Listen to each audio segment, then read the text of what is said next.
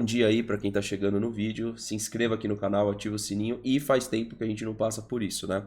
Hoje, 6 horas da manhã, eu separei uma pauta para conversar com vocês, só que tava muito cedo para fazer aqui a live, aí eu deixei para fazer aqui mais aí no meio da manhã para subir para vocês no horário do almoço, tá? O Palmeiras precisa de ajuda de Ponte Preta. Com o empate de ontem, o Palmeiras precisa torcer para a Ponte Preta perder para as chances de classificação. E isso vai acontecer, eu vou tranquilizar vocês, tá?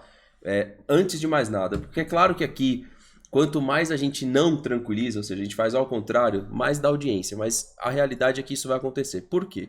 Eu estava analisando aqui de manhã essas chances, né, do Palmeiras não classificar e o que se daria isso, né? O Mirassol pega a Ponte. Hoje, nesse momento que eu estou gravando o vídeo, o Mirassol ele tem aqui, ó, 16 pontos. O problema é que o Mirassol já está praticamente classificado, tá? Porque o grupo do Mirassol é o grupo do Corinthians, que disparou com 22, o Mirassol está com 16, o Botafogo com 7 e a Inter de Limeira com 5. Ou seja, olha como a gente tá tendo uma sequência de times ruins, né? A gente tá pegando praticamente todos os piores times do campeonato, sabe? A gente pegou agora o Água Santa e agora a gente vai pegar a Inter de Limeira. Só para vocês terem uma noção, o Água Santa, ele tem 5 pontos, a Inter de Limeira também. Então, assim, pro Palmeiras, que tem essa sequência aqui, Inter de Limeira, São Paulo, Botafogo de São Paulo e fecha com o Mirassol, não classificar, tem que ser um esforço muito grande, porque, por sua vez, a Ponte Preta tem o Guarani, que ela venceu o Clássico, já foi, né, nessa rodada. Pra frente ela tem o Mirassol, o Botafogo de São Paulo, que ela tende a vencer. Ela tem o próprio São Paulo, que aí é um problema, porque se o São Paulo ganhar do Palmeiras e também classificar, o São Paulo pode sim, de propósito, perder ponto nessa partida. Então, o clássico define muita coisa, porque o São Paulo também enfrenta a Ponte, que a Ponte está no nosso grupo, e o nosso grupo é o grupo com melhores condições assim de classificação para 3 times, tá? O Palmeiras tem um grupo mais equilibrado, com o São Bernardo indo para 16, a Ponte Preta hoje com 15 e o Palmeiras com 13. E a Ponte fecha com o Bragantino, que hoje, na data que eu estou gravando esse vídeo, ele é o último do grupo do Guarani e Santos e tende a ter dificuldade de classificação. Esse grupo é o grupo que está mais em aberto a coisa. Eu vou mostrar aí para vocês, ó. Tá vendo como é que tá o grupo aqui, ó? Equilibrado 10, 9, 9 e 8. O do Palmeiras tá 13, 15 e 16. O do São Paulo, 13, 11, 7, 5. O do Corinthians tá o menos equilibrado, 22, 16, 7, 5. Tá? Então eu separei isso aqui hoje de manhã e aí saíram as notícias, né? Separei esse vídeo aqui também, que eu acho interessante a análise para compartilhar para vocês, tá? É do Marco.Pastore, aí vocês devem conhecer das redes curtas, ele faz alguns vídeos curtos. E aí, galera, só voltando pro Palmeiras aqui, a proeza tem que ser muito grande, né? Porque basicamente a gente tem que tropeçar aqui, que eu acho que aqui a gente não vai tropeçar. Nós temos 2 jogos em casa, sendo um clássico, e o Botafogo de São Paulo é um time fraquíssimo, ainda que tirou ponto do Santos, é um time fraco, e fechamos com um time de Série A, tá? Então nesse confronto a gente tem 2 times de Série A, tá? Então assim, o desafio pro Abel se tornou maior para a classificação, que eu acredito que vai acontecer, beleza? Agora, antes da gente ir para esse videozinho que eu separei aqui, ó, vamos para esse abre aspas do Abel Ferreira da coletiva de ontem. Temos que mostrar a nós mesmos as necessidades do clube, que fizemos um bom jogo, mas vamos continuar a afinar a nossa equipe. O Abel admite jogo abaixo do Palmeiras, mas garante seguir com o rodízio no elenco. Mas ontem ele falou isso daqui, e serve sim para aquela análise que muita gente faz de será que o Abel não está querendo mostrar algo à diretoria? Eu nunca fui muito favorável a essa leitura, mas a verdade é essa. Ele assumiu aqui que precisa mostrar para dentro, quem que é para dentro? Para o próprio Palmeiras, quem é o próprio Palmeiras? Presidente Leila Pereira, diretoria, né, com o Anderson Sono Barros, né, que precisa de contratações para a temporada. Então, isso foi admitido. Ainda sobre o gol que o Palmeiras tomou, que eu falei para vocês que aquilo foi uma bizarrice de desorganização, tá? O Palmeiras ele conseguiu tomar esse gol e a defesa do Água Santa permitiu isso aqui o tempo inteiro pra gente. Só que, né, ou você quebra linhas de passe, ou você quebra linhas com passe, ou você quebra linhas driblando. E às vezes quando você não tem ali o Estevão fazendo isso, você não tem nada nesse Palmeiras. Vamos lá, peço o like de quem tá chegando. Dá uma atenção aqui no conteúdo que eu separei, se liga. O Gabriel Silva Água Santa recebe essa bola por dentro e passa pelo Aníbal Moreno. E acha o William Mota correndo sozinho no ataque do Água Santa, que fica no cara a cara e faz o gol. Mas os jogadores do Palmeiras achavam que estava impedido e acharam com total razão. Porque sim, esse lance deveria estar impedido. Esse lance não deveria ter acontecido. Isso porque o Murilo salta antes do... Olha essa desorganização, bicho. Olha essa desorganização. Os caras já tinham quebrado a linha do Palmeiras. Nós tínhamos 2 jogadores ultrapassados. Ele tinha uma opção na ponta direita. Ele tinha a opção do passe. E ele ainda tinha a opção na ponta esquerda. Ou seja, o Palmeiras permitiu que o Água Santa tivesse essa tomada de território onde do Palmeiras tem 1, 2, 3, 4, 5, 6, 7 jogadores. E a distribuição do Água Santa com 1, 2, 3, 4, 5, 6. Ou seja, nós tínhamos ali nesse recorte uma superioridade numérica, porém muito espaçado. Lembra que eu falei para vocês que quando a gente pegar times organizados, que entender que o Palmeiras quando perde a bola, há um buraco no time, eu não sei como é que as equipes ainda não se aproveitaram disso no Palmeiras, porque é um erro muito claro, onde a gente tem zagueiros lentos, lateral lento, a gente só tem basicamente o Piquerez voltando de lesão. E nós temos o Murilo, que nessa tomada ele é lento, o Gustavo Gomes ele é lento e o Marcos Rocha é lento. Tanto que contrataram o Giai para tentar corrigir isso e o próprio Giai também não atende tecnicamente. Aí se liga agora. O Gabriel Silva concluiu o passe e olha como o Naves e o Rocha ficam para trás ainda dando condição no atleta. O Naves percebe isso e salta para fazer a linha de impedimento, mas o Marcos Rocha continua. Olha isso, ele olhando a jogada, olha que aposentado esse lateral. Ele olhando a jogada e dando condição pro cara. Era só ele ter saído, que a jogada não ia acontecer. Ele ficou e ainda ele foi acompanhando o jogador, meio que assim, dando condição. É um negócio absurdo isso aqui. Para um jogador, para um atleta profissional, é um negócio absurdo. Em momento nenhum ele quebra o pescoço dele para ver as costas. Então ele fica olhando a linha de passe e dando condição pro atleta do Água Santa. Continuou dando condição de impedimento. E isso estando muito longe do marcador. E outra, tá? Mesmo que o... Olha como esse cara é fraco, esse Marcos Rocha. Ele seguiu o tempo inteiro olhando aqui. Se esse cara não chuta no gol, era só ele ter rolado pra cá também, tá? E vocês acham que isso aqui... Desculpa falar nesse tom, porque eu sei que vocês não acham isso, tá? O pessoal do YouTube e tão pouco quem tá aqui comigo. Mas vocês acham que isso aqui não vai acontecer em Libertadores? Vocês acham que isso aqui não vai acontecer em Mundial de Clubes? Ele deu literalmente exatamente o que o Flávio tá falando aqui embaixo. Ele deu condição para 2 jogadores. Ele não deu condição para 1 jogador. Foi para 2 jogadores. Todas as vezes que você marca em linhas altas, ainda num jogo como estava contra o Água Santa, você nunca pode deixar esse tipo de coisa acontecer. Porque é a forma que o adversário consegue de achar espaço e atacar suas costas. Isso é um erro de time mal treinado, que não é o caso do Palmeiras. Foi exatamente... É o ponto que eu discordo aqui dele. Desculpa se estava retornando, deixei o microfone aberto. É o caso hoje. É o caso, porque, Pastor, toda vez que o Palmeiras para treinar, ele volta pior. Então, hoje é o caso do Palmeiras. É o caso.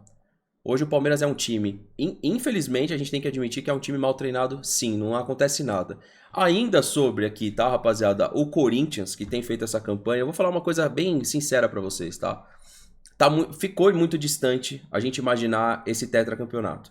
Pelo que o Palmeiras está jogando e pelo Corinthians disparando. Obviamente, o Corinthians disparando, o que acontece? Primeiro garantido nas quartas, o Corinthians vai jogar com vantagem, definiu. O Corinthians Olha, não sei como que isso aconteceu, mas é a verdade. Eu tenho aqui uma coisa para conversar, tá? Eu vi corintiano comentando que quando o Memphis está em campo, a tomada de decisão do time é outra. E é verdade. Não vou nem falar dos números ainda, eu vou falar do fator Memphis no clássico, quando ele olha pro técnico e fala, tem que fazer algo. A gente não tá conseguindo marcar o Palmeiras, a saída de jogo. Ele fez isso no clássico, ele falou, vai ter que fazer alguma coisa. O que aconteceu com o fator Memphis no Corinthians? O Corinthians sai de um time ano passado para cair para segunda divisão, e esse cara, ele é um líder dentro de campo, assim como o Suárez era no Grêmio. E tem que ter muita má vontade para não ver isso. Mesmo sabendo que ele tá fora de forma, ele tem 20 jogos, 14 como titular, 8 gols e 5 assistências.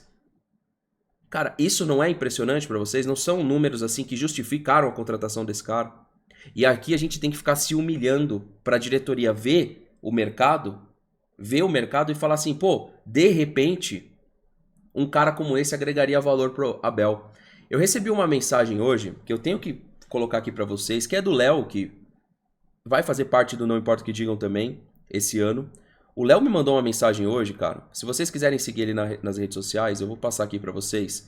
É o Leonardo Bardejo. Ele é um profissional de educação física, tá? Extremamente qualificado, tá? Se vocês quiserem seguir as redes dele, eu vou colocar aqui pra vocês rapidinho. Você vai lá e segue, ó. O pessoal até brincou uma vez que ele parece comigo aí também, né? Que ele usa o bigodão dele aí, ó, tá? A rede social dele você vai encontrar como Léo Berdejo Treinador. Léo Berdejo Treinador. Olha o que ele falou pra mim, eu concordo 100% com ele. Hoje de manhã a gente conversou. Presta atenção no áudio, veja se já passou na cabeça de vocês isso, que a gente vai falar disso aqui, ó. O time que a gente ontem empatou, ele tomou de 6 do Mirassol, que é um time de Série A. O Mirassol criou 21 chutes a 2, deu 10 chutes no gol a 0. Meu amigo, eu arrisco dizer hoje, pessoal, que a gente tá caminhando para uma vergonha que a gente já aconteceu na nossa história recente, né? Com o Mirassol, já tinha acontecido também com o próprio Água Santa, lá quando o Cuca buscou o Campeonato Brasileiro. A gente tá caminhando para isso. Porque assim, as pessoas gostam de falar número, teste, até parece que o Mirassol também tá pronto, né? Mirassol meteu 6 no Água Santa no dia 19/1. Escuta o áudio aqui, veja se já passou na cabeça de vocês isso. Fernando, eu tenho 2 pontos aqui, cara. O primeiro ponto, o Abel só foi bem sucedido da forma que foi, tá? Eu acho que ele não vai dar mais certo no Palmeiras, essa é a minha opinião, gostaria que fosse o contrário, mas eu acho que ele não vai dar mais certo no Palmeiras por 2 pontos. Primeiro, ele pegou o Palmeiras no meio da pandemia, sem torcida, sem toda essa pressão. O mundo era outro ali naquele momento, as pessoas estavam em casa, então qualquer discurso animador, motivador, faria diferença para engajar a torcida, faria diferença para esse ambiente que a gente viveu. Ganhou os títulos com mérito, com certeza. Depois de, vamos falar de 2021, 2022 ali ainda, surfou um pouco o hype dessas conquistas, mas depois só foi caindo, ele não conseguiu manter esse time em alta. O segundo ponto, cara, eu não sou psicólogo, mas eu gosto de estudar sobre a mente humana e eu percebo uma coisa. O Abel, ele tem algum trauma de infância com algum homem viril da família dele, porque ele não aceita jogadores mais viris que ele dentro do elenco. Exato. Tá? Eu acho que ele tem algum trauma pessoal, onde o Felipe Melo foi o primeiro cara que assim que ele teve a oportunidade, ele descartou o Felipe Melo. O Gomes é um cara viril? É um cara viril. Mas não é um cara tão viril assim, ele não bate ali de frente com o Abel, não, jamais. ele não é aquele cara que canta grosso. Só parece. Entendeu? Ele sabe ser submisso. Exato. Entendeu? O Everton é outro. O Hulk é um cara viril e não é submisso. Exato. Certo? Então, assim, eu penso que o Abel tem algum problema interno, intrínseco dele, que não permite ter esses jogadores. O Firmino talvez seria um bom cara, o Gabriel Jesus seria um bom cara, porque são homens. Aí a gente tem que tentar achar os caras que são bons, mas que são submissos. E eu concordo com essa visão 100%. Tem algo aí. Pra ele não querer líderes, porque esse cara é um líder. No clássico, ele mostrou isso pra gente. Ele olha pro banco de reservas e ele... Eu não sei exatamente o que ele falou, mas no sentido assim, de que aquela marcação de saída de jogo tava totalmente errada. Então, cara, Abel Ferreira resolva as suas coisas na sua casa, mas deixa o Palmeiras crescer. Deixa o Palmeiras crescer. Porque esse cara, ele entregou os títulos ao Palmeiras, mas por esses problemas que o Léo trouxe e que eu concordo com ele, há algo a mais. Porque não é normal o time vender uma molecada boa como vendeu e não buscar uma referência. O próprio Andreas Pereira, se vocês analisarem o perfil dele, é exatamente esse perfil de um bom jogador, mas que não é líder de absolutamente nada. Se quem não enxergou o fator do Memphis no Corinthians, Suárez no Grêmio, Hulk no Galo, a gente poderia ter tido isso daqui para sobrar em alguns momentos. E a gente, por si só, o que a gente fez como clube? Decidiu não ter. Quis colocar toda essa carga no treinador, falando que ele era mágico, que ele fazia muito com pouco, e sempre naquela coisa assim, imagina se ele fizesse, se ele tivesse mais, sempre. E a gente tá há 4 anos, indo para 5, tentando imaginar se a gente tivesse mais, tentando imaginar. E exatamente, Will, aí quem se meio sai do ponto, como pode ter sido com o Zé Rafael, cai fora. O próprio Lázaro não entrou nessa, caiu fora. Eu não tô nem falando que era pra ele estar, só tô citando ele também como um exemplo, tá? Talvez o Scarpa, quando quis ir pra Premier League, né? caiu fora. Então os jogadores que de repente não compram exatamente a linha, e aí o clube também faz questão de desligar outros, como foi com o Felipe Melo, o Dudu. Se você for linkando a característica desses jogadores, o Tabata, que nem era um craque, foi assim, o Arthur foi assim. Se você começar a linkar os pontos, a gente não quer o jogador que não que seja rebelde, mas que tenha a liderança com ele. A liderança tem que partir do treinador. Lembra quando eu falei disso há anos atrás, que são os Severinos, é um time de Severino. Né? O que é o significado do Severino? Pesquisa, pessoal, do nome, tá? Né? Servir. Servir. É um servente. O Severino é um servente. Eu tenho um tio, inclusive, chamado Severino. É um servente, tá? Tio e avô, inclusive. Meu avô também, por parte de mãe. Então, assim, Severino. É um time de 11 Severinos. Servem ao mestre, servem ao Abel. Ou seja, você não tem, por isso que a gente não tem, cara, um jogador pra comprar camiseta. Um jogador que ainda que tem o manguito do Veiga, a gente não tem esse tipo de fenômeno acontecendo dentro do Palmeiras. É só a camisa da Fórmula 1 do Abel, o livro do Abel, o relógio do Abel. E os caras, eles são literalmente antiprotagonismo, né? Antiprotagonistas o clube. O clube se tornou um clube antiprotagonista. E aí o que acontece? É o que a gente tá vendo na arquibancada. Uma média de público despencando e o clube não entendendo o que está acontecendo. Por que as pessoas não querem ver o mesmo, entre aspas, tá? Eu tô sendo bem bonzinho, o mesmo espetáculo. Porque não tem atrativo. Pra que você vai ir ver um time que vai jogar do mesmo jeito, que não tem um real protagonista, o protagonista talvez real é o Estevão, e que vai sair? Então, cara, eu acho que a gente juntando tudo isso daqui, cansa um pouco o torcedor, né? Então a gente viu nas duas últimas transmissões, daqui a pouco vai ter o perfume do Abel, a linha de joia, e tudo isso aí pra causas, entendeu, Denison? Tudo é causa, não existe lucro, é só trabalho em torno de causa. Então, legal, se ele faz em torno de causa, legal, mas que deveríamos ter, pelo tamanho do clube, referências pra na hora que o bicho pegar, dividir isso. Aí teve o Clássico Mineiro, quem que acabou ontem? Eu falei na live, e aí, mas como é que foi, hein, galera? Quem que acabou com o jogo? O Hulk. O Hulk.